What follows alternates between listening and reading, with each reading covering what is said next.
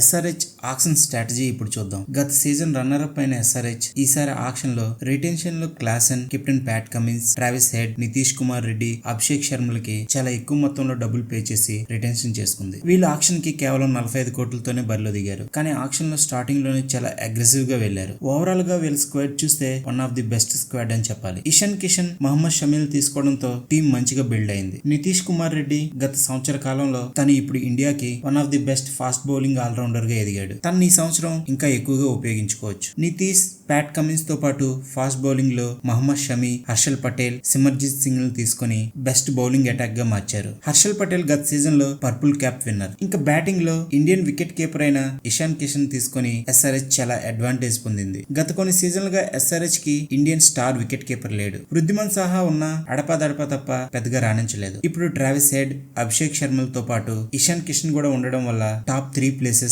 SRH batting చాలా depth పెరిగింది. అభినవ్ మనోహర్ ను కూడా తీసుకోవడంలో మిడిల్ ఆర్డర్ లో క్లాసన్ కి మంచి బలం తోడైంది. బౌలింగ్ లో జయదేవ్ ఉనాద్కర్, ఇషాన్ మలింగా, బ్రెడెన్ క్రేజిల్ లాంటి ప్లేయర్స్ ని తీసుకోవడంతో క్వాలిటీ బ్యాకప్ ప్లేయర్స్ కూడా దొరికారు. స్పిన్ విషయానికి వస్తే ఉన్న తక్కువ పర్స్ లో మంచి ప్లేయర్స్ ని తీసుకున్నారు. లెగ్ స్పిన్నర్స్ గా ఇండియన్ ప్లేయర్స్ అయిన రాహుల్ చహర్, జీషన్ ఆన్సారీ, ఓవర్సీస్ ప్లేయర్స్ లో జంపాలను కొనుగోలు చేయడం ఎస్ఆర్హెచ్ కి కలిసి వచ్చాను. ఎస్ఆర్హెచ్ కి రషీద్ ఖాన్ తర్వాత సరైన లెగ్ స్పిన్ ఆప్షన్ దొరకలేదు. వియాందో హస్రం ఖాన్ తీసుకున్నా కూడా గత సీజన్ లో గాయంతో వైదొలిగాడు. దాంతో ఈ సీజన్ ఎస్ఆర్హెచ్ ఈ విభాగంపై బాగా దృష్టి పెట్టింది. ఫాస్ట్ బౌలింగ్ లో మంచి ఇండియన్ బౌలర్స్ కూడా దొరికారు. షమి, హర్షల్ పటేల్, ముఖ్యంగా సిమర్జిత్ సింగ్ ని 1.5 తీసుకోవడం చాలా కలిసి వచ్చాను. ఈ ఢిల్లీ ప్లేయర్ ఇంతకు ముందు సిఎస్కే కాడాడు. మంచి wicket taker bowler. Present time లో మంచి ఆల్రౌండర్ గా ఉన్న కిమాందు మెండిస్ కూడా ఎస్ఆర్హెచ్ టీమ్ లో బాగా ఫిట్ అవుతాడు. ఓవరాల్ గా చూసుకుంటే ఎస్ఆర్హెచ్ టీం ఆక్షన్ లో మంచి స్ట్రాటజీస్ తో ప్లేయర్స్ ని కొనుగోలు చేసింది. ఉన్న ప్లేయర్స్ లో స్ట్రాంగెస్ట్ ప్లేయింగ్ లెవెన్ ఏంటో చూస్తే ఓపెనర్స్ గా గత సీజన్ లో బాగా హిట్ అయిన ట్రావిస్ హెడ్, అభిషేక్ శర్మ ఉంటారు. నెంబర్ 3 గా కొత్తగా యాడ్ అయిన